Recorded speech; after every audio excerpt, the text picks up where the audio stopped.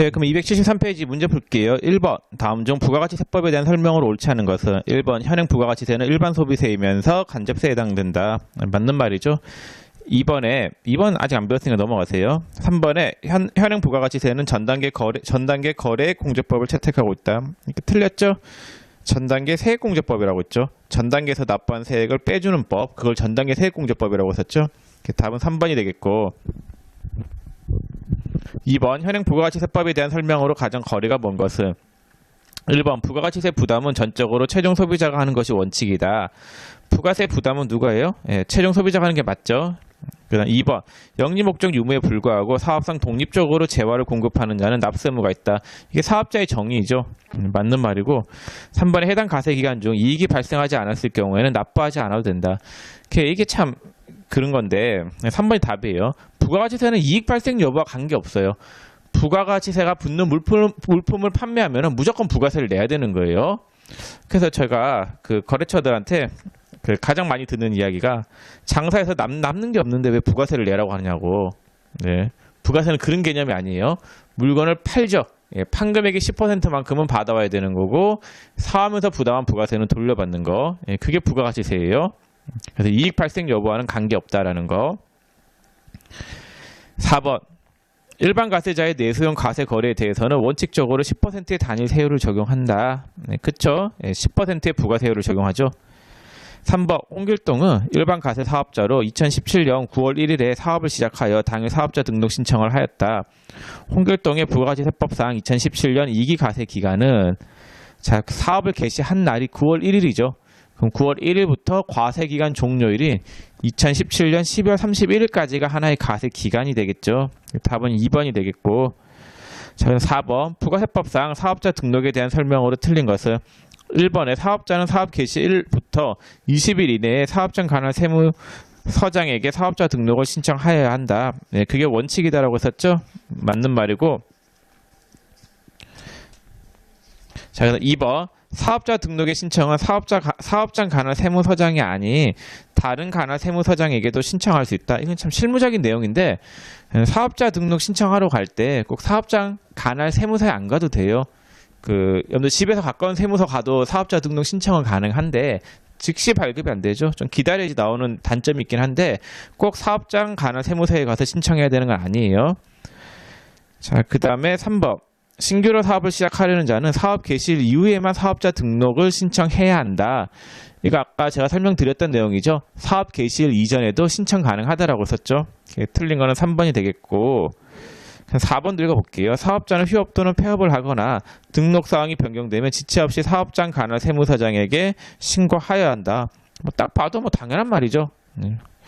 자, 5번 다음 중 부가세법상 사업자 등록의 정정 사유가 아닌 것은 답이 4번이겠죠. 개인의 대표자 변경은 폐업 사유라고 썼죠. 아까 이게 중요하다고 썼죠. 자, 다음 페이지 6번 문제 볼게요. 자, 6번에 다음은 부가가치세법상의 사업장의 범위에 대한 설명이다. 틀린 것은 1번 광업에 있어서는 광업사무소 소재지. 예, 그건 맞죠. 2번 제조업은 최종 제품을 완성하는 장소. 맞고 3번 건설업은 떠돌아다니니까 그 기준되는 장소가 필요한데 법인은 법인의 등기부상 소재지. 맞죠.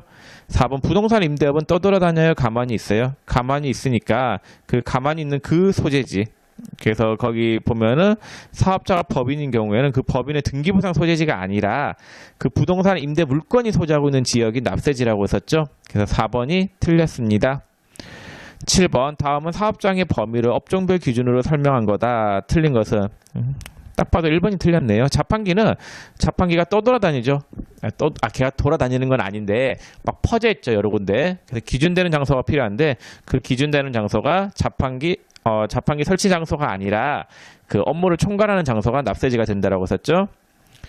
자, 그 다음에 8번에 다음 중 현행 부가가치세법에 대한 설명으로 가장 틀린 것은 1번 부가가치세는 사업장마다 신고 및 납부하는 것이 원칙이다. 그쵸? 부가세는 사업장별 신고 납부가 원칙이라고 했었고 2번 주사업장 총괄 납부 시 주사업장은 법인의 경우 지점도 가능하다. 그쵸? 주사업장 총괄 납부는 주사업장을 법인하고 지점 두 군데다 할 수 있어요. 근데 사업자 단위 가세 제도는 주사업장을 지점을 할 수 없고 무조건 본점만 해야 돼요. 3번 사업자 등록 사항에 변동이 발생한 때에는 지체 없이 등록 정정 신고를 하여야 한다. 좋은 말이고 4번 사업자 단위 가세 사업자의 경우에도 사업자 등록은 사업장별로 각각 하여야 한다. 이게 틀렸네요.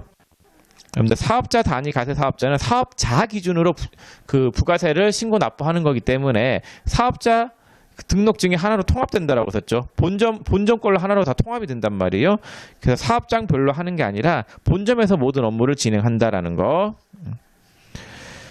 자, 그래서 1장은 다 끝났고 그 다음 2장 갈게요. 제2장 과세 대상 및 영세율 면세가 있죠.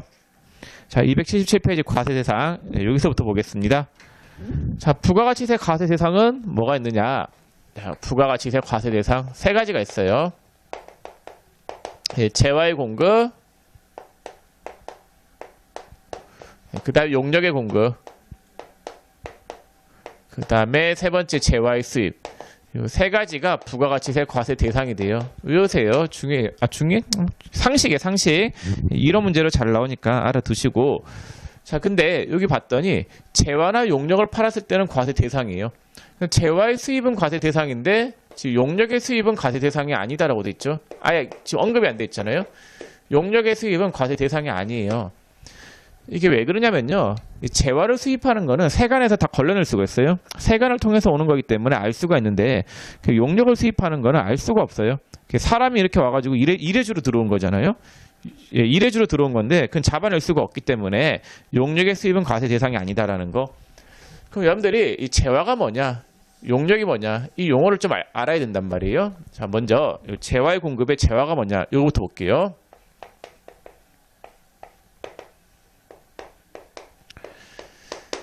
자, 재화란 뭐냐? 재화라고 하는 거는 재산적 가치가 있는 모든 유체물과 무체물, 재산적 가치가 있는 모든 유체물하고 무체물을 재화다라고요. 한마디로 물건이에요, 물건. 재화라고 하는 거는 유체물하고 무체물을 이야기하는데 유체물은 거기 책에 보시면은 상품, 제품, 원재료, 기계, 건물과 그 밖의 모든 유형적 물건.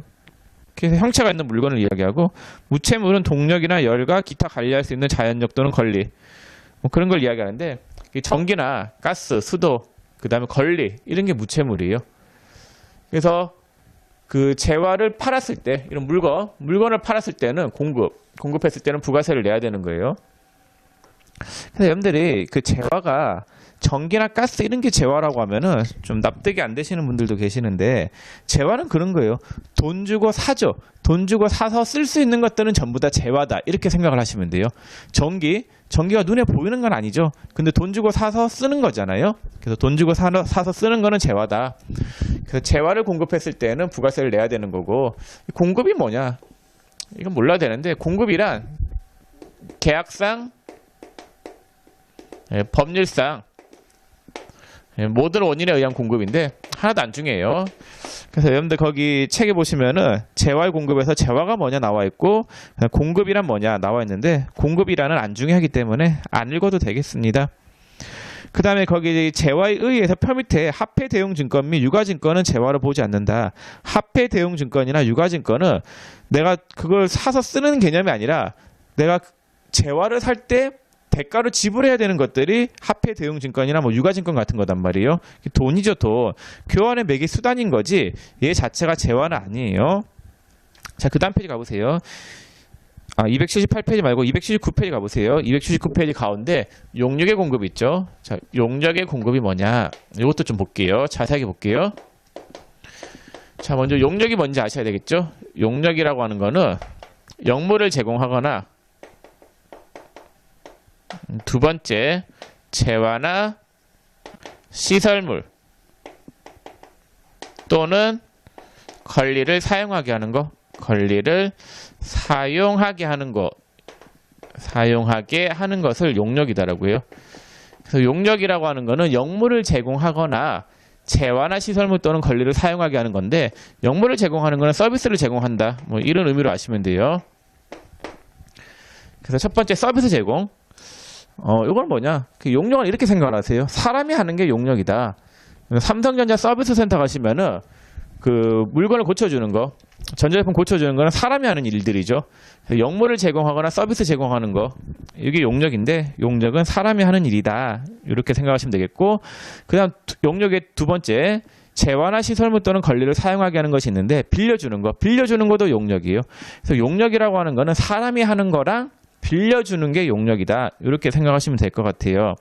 그래서 자동차 렌트하죠. 렌트할 때 렌트료에 부가세 별도로 붙는단 말이에요. 예.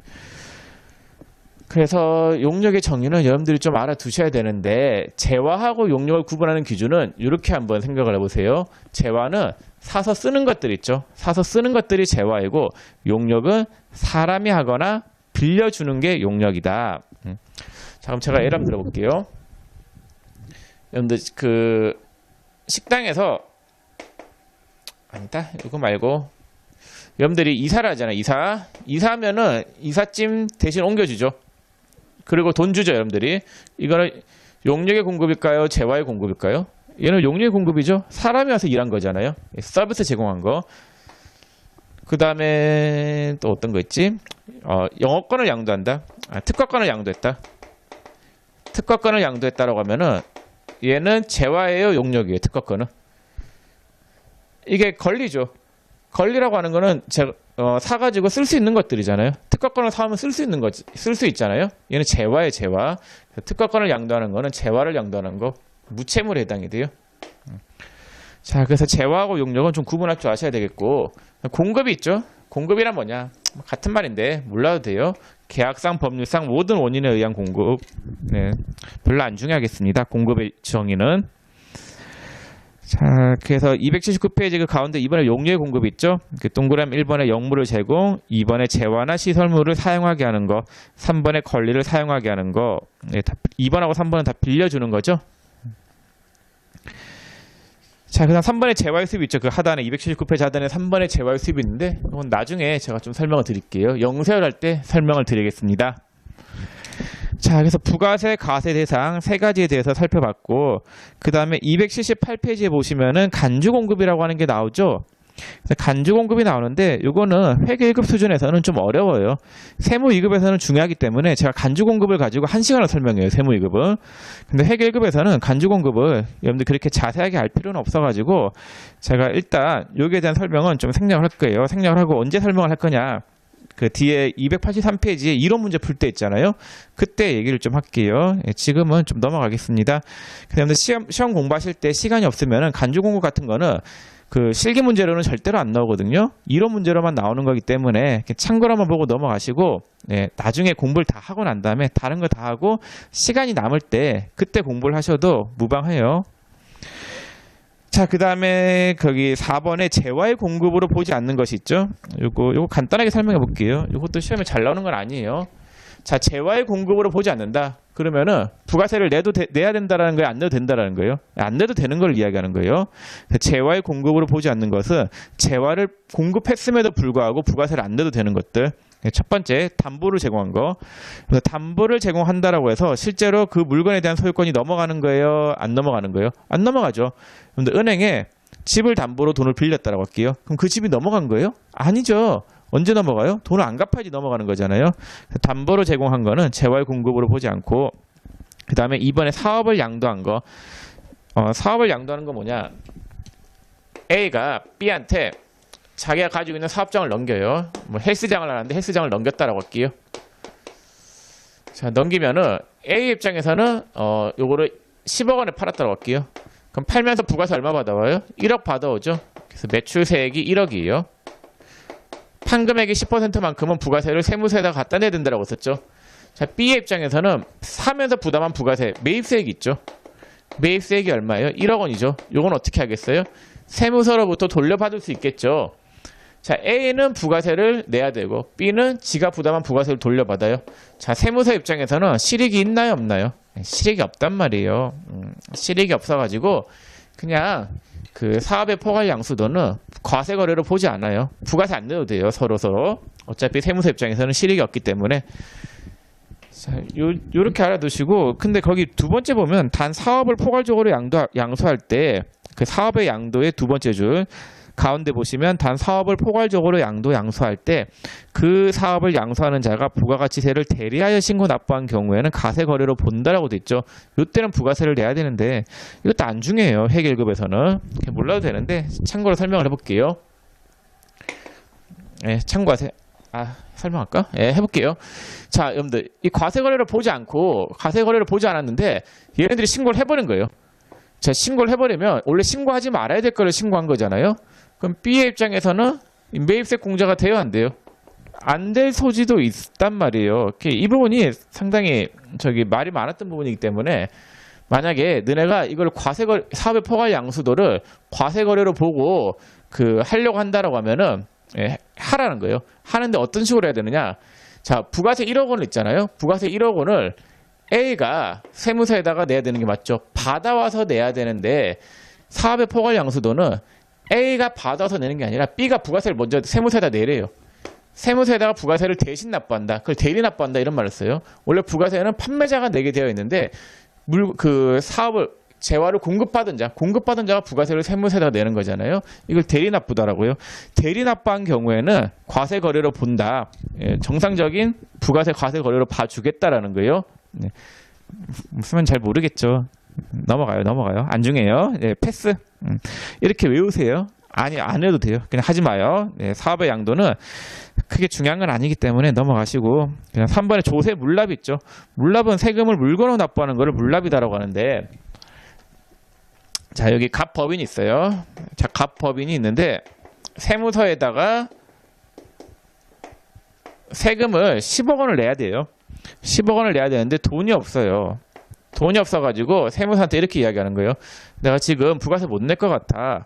근데 우리 회사에 건물이 한 채 있는데 이걸로 좀 대신 납부하면 안 되겠냐라고요. 이게 시가 10억 원짜리요. 그랬더니 세무서는 뛸 바에는 이거라도 받는 게 낫겠죠. 그거 내라고요. 그래서 건물을 받아왔어요. 자, 그럼 어떻게 보면 갑법인은 세무서한테 건물을 판 거죠. 팔면서 돈을 받는 대신에 세금을 탕감받은 거잖아요. 그래서 물납은 재화를 공급한 거는 맞아요. 근데 만약에 세무서한테 부가세를 1억 원 받아왔어요. 10%인 1억 원. 부가세를 세무서한테 받아와서 다시 부가세를 세무서한테 줘요. 말도 안 되는 행위예요. 아무런 실익이 없죠. 그래서 조세의 물납은 과세 거래로 보지 않는다라는 거. 자, 그 다음에 4번에 법에 따른 공매 및 강제 경매가 있는데 이건 어떤 거냐면요. 여러분들이 드라마 같은 거 보면은 그렇죠. 압류 통지서 붙이러 법원에서 나오죠. 그래서 TV 같은 데다가 이렇게 압류 통지서를 붙였어요. 그럼 이 TV는 이제 더 이상 그 사람이 못 쓰죠. 압류된 거니까. 그럼 나라에서는 이 TV를 팔아가지고 예를 다시 들게요. 자, 건물이 있어요. 칠판이 좁아서 안 되겠다. 이거 좀 지우고 갈게요. 자, 거기 법에 따른 강제 공매 경매가 있는데 예를 들어 가지고 여기 갑사가 있다라고 할게요. 자, 갑사가 있는데 얘가 쫄딱 망했어요. 쫄딱 망해가지고 건물에 압류가 들어왔어요. 건물에 이게 10억 원짜리예요. 그 압류가 들어와가지고 강제로 경매에 넘겼어요. 경매를 을순이한테 경매를 넘긴 거예요. 을법인한테 경매로 넘어갔단 말이에요. 자, 그러면은 건물이 을법인한테 넘어가고 을법인은 갑사한테 돈을 줘요. 10억 원에 부가세 10% 해가지고 11억 원을 준 거예요. 갑사한테. 자, 그러면 갑사는 부가세를 얼마 받아왔어요? 1억 원 받아왔죠. 이 받아온 부가세를 세무서에다가 내겠어요? 아니면 빚쟁이들이 이 돈 다 가져가겠어요? 부가세를 낼 리가 없어요. 받아온 부가세를 세무서에다가 정상적으로 납부할 만한 사업자가 없단 말이에요. 망했으면은. 그래서 세무서는 맨날 부가세를 띄는 거예요. 띄는 것도 억울한데 을법인 입장에서는 받아온 부가세를 또 돌려달라고 한단 말이에요. 자기가 사하면서 부담한 부가세는 돌려받을 수 있잖아요. 빼기를 하잖아요. 앞에서 한번 말씀드렸었죠. 부가세 구조에 대해서. 세무서는 맨날 부가세 띄는 거예요. 그래서 그냥 법에 따른 강제 공매 경매 거래는 부가세 과세 거래로 보지 않겠다라는 거예요. 자, 그런 내용입니다. 5번에 강제 수용. 수용은 수용 절차를 원활하게 하기 위해서 과세 거래를 보지 않는 건데 그냥 외우세요. 자, 그래서 재화의 공급으로 보지 않는 거, 이거는 이제 부가세를 징수하지 않는 거래들인데 시험에 거의 안 나와요. 이론 문제로 잘 안 나오니까 진짜 참고만 하셔도 돼요. 제가 했었는데 막 이해가 안 된다. 목차 위주로 굳이 외우시고 싶으신 분들은 목차만 외우시면 되는데 그것도 싫으시다. 네, 하지 마요. 저 같으면 안 할 거예요. 아니, 뭐라 말을 못 드리겠네. 실컷 설명했는데 하지 말라 하기도 그렇고. 자, 이렇게 해서 과세 대상에 대해서 그 설명을 좀 드렸습니다. 근데 안 한 부분이 거기 278페이지의 간주 공급, 그 다음에 279페이지 가운데 그 백발백중 팁 해가지고 재화하고 용역의 무상 공급 있죠? 이거는 제가 나중에 그 뒤에 이론 문제 할 때 좀 설명을 드릴게요. 지금 이런 걸 다 설명하면은 여러분들이 부가가치세율을 너무 어렵게 생각할 수 있기 때문에 일단 좀 넘어가고 그 뒤에 중요한 영세율 있죠. 280페이지에 있는 영세율. 이게 중요하단 말이에요. 네, 그래서 요거 위주로 이번 시간은 설명을 좀 드리겠습니다. 자, 280페이지 영세율 볼게요. 자, 이건 시험에 잘 나와요. 무조건 나와요. 네, 오늘 배우는 내용 중에서 제일 중요한 거 영세율. 자, 여러분들 여기에 한국이 있다고 할게요. 자, 한국이 있는데 한국은 부가가치세율이 10%예요. 자, 그 다음에 여기에 미국이 있다고 할게요. 자, 미국은 실제로 부가가치세가 있는 나라는 아니지만은 부가세율이 20%라고 가정을 할게요. 자, 그럼 한국에 하이닉스가 있어요. 하이닉스가 미국에다가 반도체를 수출한다고 할게요. 반도체를 수출해요. 그럼 하이닉스 반도체를 미국에다가 얼마에 수출했냐면은 500원에 수출했다라고 할게요. 자, 그럼 500원에 팔리겠죠? 그럼 한국의 부가세율이 얼마예요? 10%니까 550원에 팔리겠죠? 자, 근데 미국에서는 하이닉스 반도체하고 성능이나 크기, 모양 모든 게 동일한 M사 반도체가 있다라고 할게요. 자, 얘도 똑같은 가격은 500원에 내놨어요. 근데 미국의 부가세율은 몇 프로예요? 20%이죠? 그러면은 M사 반도체는 얼마에 팔리겠어요? 600원에 팔리겠죠? 그러면은 소비자들이 하이닉스 반도체를 찾겠어요? M사 반도체를 찾겠어요? 당연히 하이닉스 반도체를 찾겠죠. 그래서 이 국가 간 부가가치세율이 다른 문제를 해결하기 위해서 어떻게 부가세를 과세하느냐. 네. 한국은 물건을 만든 나라, 수출하는 나라죠. 수출하는 나라에서는 부가세율을 0%로 내보내요. 영세율로 내보내고 수입하는 나라의 부가가치세율로 과세를 때려버리는 거예요. 수입하는 나라의 부가세율이 20%잖아요. 그럼 하이닉스 반도체도 20%의 부가세율을 적용하면 600원에 팔리겠죠. 그래서 아까 부가세 과세 대상 중에서 뭐가 있었어요? 재화의 수입이 있었죠. 예, 수입하는 물품에 대해서는 재화를 수입하는 것에 대해서는 부가세를 과세하는 거예요. 자, 그래서 여러분들 영세율은 어떤 느낌을 가지시면 되세요? 수출이에요, 수출. 그래서 영세율은 수출에 대해서 적용하는 게 영세율이다. 이렇게 알면은 되겠습니다. 뭐 영세율은 특별한 게 아니라 수출이고 세율은 몇 %예요? 0%. 자, 거기 영세율의 특징 볼게요. 특징에 동그라미 1번의 수출 촉진.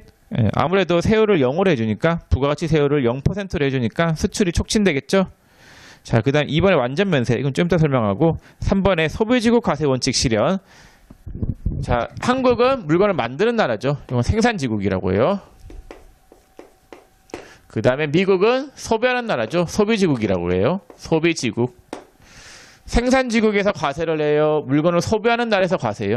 예, 소비하는 나라, 수입하는 나라에서 과세하잖아요. 그래서 소비지국 과세 원칙을 실현한다. 뭐 그런 말이고. 자, 특징 알아두세요. 1번하고 3번 특징. 그 다음 2번 특징을 설명을 할 건데 이건 제가 칠판을 좀 지우고 설명하겠습니다.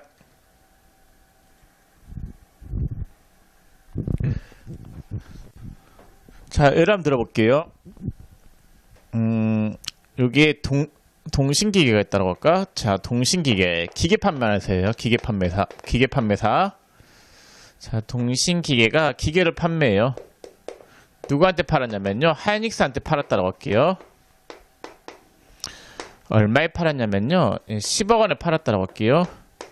그럼 부가세를 얼마 받아오겠어요? 1억 원 받아야 되겠죠. 자, 그 다음에 하이닉스는 수출을 해요. 자, 반도체를 수출했어요. 반도체를 얼마에 수출했느냐? 20억 원에 수출했다라고 할게요. 자, 수출에는 부가세가 붙어요, 안 붙어요? 네, 세율이 0이죠. 수출은 세율이 0이다라고 했어요. 부가세가 없어요. 자, 그럼 하이닉스 입장에서는 부가세를 어떻게 내야 되느냐? 판매한 금액에 세율을 적용한 금액만큼은 부가세를 내야 된단 말이에요. 근데 세율이 0세율이기 때문에 20억 원에 0%, 매출세액은 0이에요. 자, 그 다음에 매입세. 사면서 부담한 부가가치 세액이 얼마예요? 네, 1억 원이죠. 부가가치세는 상금액의 10%, 사면서 부담한 부가세는 빼준다라고 썼죠. 그러면은 하이닉스 입장에서는 낼 거 있어요, 없어요? 낼 거 없죠. 낼 거는 없고, 그 다음에 지가 낸 건 어떻게 해요? 다 돌려받죠. 그래서 영세율 사업자를 완전 면세 사업자라고 해요. 부가세가 완전히 면세되는 거예요. 지가 낸 건 어떻게 해요? 돌려받고 낼 것도 없단 말이에요. 그래서 완전 면세 제도다. 알아두세요. 그래서 영세율 사업자는 자기가 부담한 부가세를 뭐 할 수 있어요? 돌려받을 수 있죠. 그럼 영세율 사업자는 부가세 신고해야 될까요? 안 해야 될까요? 해야 돼요. 이거 돌려받으려면 부가세 신고해야지 돌려받을 거 아니에요? 자, 됐습니다. 이 특징은 잘 알아두시고, 그 다음에 이번에 영세율 적용 대상 거래, 이건 다 외우세요. 중요해요. 자, 영세율 적용 대상 거래는 일단 느낌을 수출하는 걸로 잡으면 되겠죠. 첫 번째 뭐가 있냐면요, 거기 수출하는 재화가 있죠. 국외 거래에 보면은 1번에 직수출, 직수출은 그냥 바다 건너가는 수출. 여기 한국에 있어요. 자, 한국에 있는데 한국에 LG전자가 있어요. LG전자가 자, 미국에다가 세탁기를 수출했어요. 이게 직수출이에요. 바로 직접 수출하는 거. 그 다음에 이번에 대행이탁 수출은 뭐냐? 자, LG전자가 수출을 자기가 직접 못하는 거예요. 그래서 옛날 80년대 때는 회사들이 수출을 직접 잘 못했어요. 왜냐면은 이 수출 업무가 좀 어렵다 보니까 수출을 대행해주는 업체에다가 대신 수출해달라고 보통 부탁을 했단 말이에요. 그런 회사들이 보통 상사자 붙은 회사들, 그래서 LG 상사 이런 회사들 있잖아요. 이런 회사들이 수출을 대행해주는 회사단 말이에요. 그럼 LG 상사를 거쳐가지고 이렇게 세탁기를 판매했어요. 이것도 수출이에요? 수출이 아니에요? 수출이죠, 당연히. 어쨌거나 세탁기가 어떻게 했어요? 바다 건너갔죠? 얘도 수출이에요. 자, 근데 LG 상사가 이 수출 업무를 공짜로 해주겠어요? 아니면 수수료 받겠어요? 당연히 수수료 받겠죠. 그래서 LG전자와 LG 상사 간에 대행이탁 수출 수수료를 줄 거단 말이에요. LG전자가 LG 상사한테 수출 대행 수수료, 대행이탁 수출 수수료를 지급할 거단 말이에요. 자, 이 수수료는 부가세가 붙을 것 같아요? 안 붙을 것 같아요? 당연히 붙겠죠. 대행이탁 수출 수수료는 국내 사업자 간에 용역을 제공하고 돈을 받은 거기 때문에 얘는 부가세가 붙습니다. 자, 그 밑에 별표 1 보세요. 별표 1에 대행이탁 수출에서 수출업자가 수령하는 수출 대행 수수료는 수출업자의 용역의 공급에 해당되어 10%로 과세한다라고 되어 있죠. 그래서 대행이탁 수출 수수료는 부가세가 붙는다라는 거 알아두세요. 자, 그 다음에 국외 거래 동그라미 3번에 국내의 사업장에서 계약과 대가 수령 등 거래가 이루어지는 것으로서 대무역법에 따른 중개무역 방식의 수출, 위탁 판매 수출, 외국 인도 수출 및 위탁 가공 무역 방식의 수출. 뭐 다 봤더니 수출이죠. 뭐 다른 말들은 하나도 안 중요하고 그냥 수출한 거니까 세율이 몇 %라고요? 0%가 되겠습니다. 자, 그 다음에 그 국내 거래 동그라미 1번에 내국 신용장 및 구매 확인서에 의하여 공급되는 재화. 이게 중요해요. 오늘 배우는 내용 중에서 아마 제일 중요한 내용 중에 하나일 거예요. 자, 내국 신용장에 의한 국내 공급은 영세율이 적용이 되는데, 자, 이게 먼저 설명을 좀 드릴게요. 여기 하이닉스가 있다고 할게요. 하이닉스가 아이리버가 MP3 판매하는 회사죠. 자, 아이리버한테 반도체를 팔았어요. 하이닉스 반도체를 팔았어요. 얼마에 팔았냐면요, 10억 원에 팔았다라고 할게요. 부가세 1억 원을 받아오겠죠. 자, 아이리버는 이 반도체를 장착해서 수출을 해요. 자, 미국에다가 수출한다라고 할게요. MP3를 수출해요. MP3를 수출하는데 이 MP3 내에는 하이닉스 반도체가 이렇게 장착이 돼 있어요. 그래서 미국에서 이 MP3가 팔리겠죠? 하이닉스 반도체가 이렇게 장착이 돼가지고 미국에서 팔릴 거예요. 자, 그러면은 자, 하이닉스가 아이리바한테 반도체를 팔았죠. 비록 국내 사업자인 아이리바한테 반도체를 팔았지만은 이 반도체의 흐름을 봤더니 국내에 있어요? 아니면 결국은 해외로 갔어요? 해외로 갔죠. 수출이 됐잖아요. 수출하는 물품의 원자재로 들어가서 수출이 된 거잖아요. 그럼 얘도 어쨌거나 실질은 뭐예요? 수출이죠. 비록 국내 사업자한테 팔았지만은 실제로는 수출된 거나 다름없는 효과를 발휘하기 때문에 얘도 세율을 몇 퍼센트로 적용시켜 주냐면요. 0%를 적용시켜 준다라는 거. 0세율을 적용시켜 줘요. 자, 그래서 그 하이닉스가 아일리바한테 반도체를 팔았죠. 팔았는데 그 반도체가 결국 어디로 갔어요? 딱 봐도 바다 건너갔죠. 세율을 0% 해줘야 돼? 안 해줘야 돼요? 해줘야 되는 게 맞을 것 같지 않으세요? 맞아요. 그래서 0세율을 적용시켜줘요. 근데 그런 의문이 들지 않으세요? 이 아이리버가 해외에 팔지 않고 이 반도체를 받아와가지고 국내 사업자한테 팔아버리면은 그때는 0세율 적용시켜주면 돼요? 안 돼요? 그때는 적용시켜주면 안 되는 거잖아요. 그걸 어떻게 알겠어요? 그거를 증명시켜주는 서류가 내국신용장이라고 하는 게 있어요. 그래서 내국신용장이라고 하는 서류에 근거해서 이 물품을 판매했다. 그때는 세율을 0%로 적용시켜줘요. 그래서 아일리버가 이 MP3 하이닉스 반도체를 장착해서 미국에다가 수출을 했다라고 하는 것을 국내 사업자한테 팔지 않고 해외로 수출했다라고 하는 것을 증명해주는 서류가 뭐냐? 내국신용장이에요. 그래서 내국신용장에 의해서 국내 사업자한테 팔았다. 내국신용장에 의한 국내 공급은 이게 수출 용도로 쓰인 거기 때문에 세율을 몇 퍼센트로 적용시켜 주냐면요. 0%로 적용시켜 준다라는 거 중요해요. 자, 내국신용장하고 비슷한 서류가 내국신용장을 영어로 하면 로컬렛이에요. 이것도 알아두세요. 그 다음에 내국신용장하고 비슷한 서류가 구매 확인서가 있어요. 다 같은 거라고 생각하세요. 내국신용장, 로컬렛이 구매 확인서 요 서류에 근거해서 국내 사업자한테 팔았다라고 하면은 무조건 세율을 몇 퍼센트로 적용시켜 준다라고요? 0%로 적용한다라는 거. 자, 그래서 내국 신용장에 의한 국내 공급이 왜 중요하냐면요. 자, 국내 사업자한테 팔았죠. 국내 사업자한테 팔았음에도 불구하고 세율을 몇 퍼센트로 적용시켜 주는 거예요? 0%로 적용시켜 주는 거죠. 왜 0%를 적용시켜 줘요? 실제로는 수출이 되었기 때문에 그렇죠. 바다 건너 갔잖아요. 그 바다 건너 갔다라는 걸 증명해주는 서류가 뭐라고요? 내국신용장이에요. 내국신용장. 그래서 그 하단에 보면 각주 1번의 내국신용장, 각주 2번의 구매 확인서 그 설명이 되는데 몰라도요. 그냥 내국신용장하고 구매 확인서는 그 물건을 수출 용도로 썼다라는 걸 증명해주는 서류다. 이렇게 아시면 되지. 뭐 자세한 내용은 몰라도 돼요. 자, 그래서 오늘 배운 내용 중에서 제일 중요한 거 내국 신용장에 의한 국내 공급은 국내 사업자 간에 거래한 거지만은 세율이 0이다. 왜 중요하냐면요. 뒤에 가면은 우리 세금 계산서 배운단 말이에요. 그래서 내국 신용장에 의한 국내 공급은 원래 이 수출한 거 있죠. 바다 건너가는 직접 수출하는 거는 그 세금 계산서 발행을 안 해도 돼요. 근데 내국 신용장에 의한 국내 공급은 국내 사업자 간의 거래이기 때문에 영세율 세금 계산서라고 하는 걸 발행해야 된단 말이에요. 지금은 이해가 안 될 것 같은데 나중에 설명을 좀 드릴게요. 일단 이게 중요해요. 시험에 무조건 나오는 것 중에 하나죠. 자, 됐고 그 다음 국내 거래에 동그라미 2번에 사업자가 한국국제협력단, 한국국제보건의료재단에 공급하는 재화가 있는데 이것도 같은 개념이에요. 한국국제협력단에 파는 것들은 그 협력단이 한국국제협력단이 해외로 돌아다니는 단체단 말이에요. 국내에 있는 게 아니라 무조건 해외로 나가요.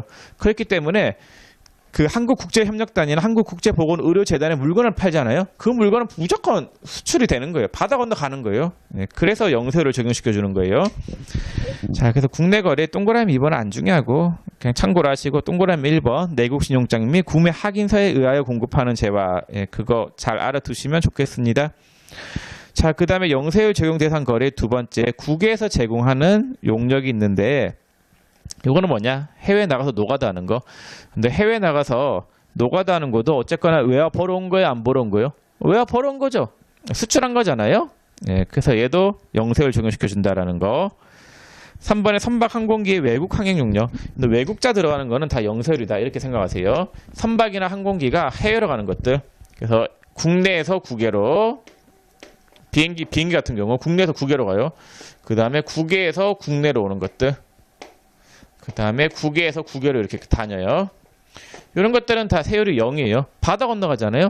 바다 건너가는 것들은 다 세율이 0으로 생각하세요. 그래서 여러분들이 그 국제선 비행기 타잖아요. 그러면 부가세 안 붙어요. 근데 비행기가 국내에서 국내로 왔다 갔다 하는 거 있잖아요. 요거는 부가세가 붙어요. 국내 거래이기 때문에. 그 국내선 비행기에는 부가세가 붙는데 국제선 비행기는 부가세가 안 붙어요. 왜냐면요. 그 해외로 나가는 비행기는 어느 나라에서 부가세 부과할지 참 애매해요. 이륙하는 지역에서 할지 도착하는 지역에서 할지 애매하고 그래서 안 하는 건데 여러분들 이렇게 생각하세요. 그냥 그것보다는 그냥 바다 건너가기 때문에 해외로 나가는 거기 때문에 세율을 0으로 해준다. 이렇게 여러분들 외우시는 게 훨씬 나을 거예요. 자, 그래서 영세율 적용 대상 거래는 느낌이 다 어떤 느낌이세요? 바다 건너가는 느낌이죠. 수출, 직수출, 뭐 대행 위탁 수출, 그 다음에 위탁 가공 무역 방식의 수출, 뭐 다 수출이죠. 그 다음 국외에서 제공하는 용역도 바다 건너가는 거, 선박 또는 항공기 외국 항행 용역도 바다 건너가는 거. 근데 유일하게 바다 안 건너가는 게 뭐예요? 내국 신용장에 의한 국내 공급은 국내 사업자 간의 거래임에도 불구하고 실질이 수출이나 다름없기 때문에 영세율을 적용시켜주는 거였었죠. 이게 중요하다고 했어요. 자, 그럼 영세율에 대한 내용은 모두 다 설명을 다 드렸습니다. 자, 그 다음에 이제 면세라고 하는 걸 해야 되는데 요거는 다음 시간에 좀 할게요. 오늘 여기까지만 하겠습니다. 수고 많으셨습니다.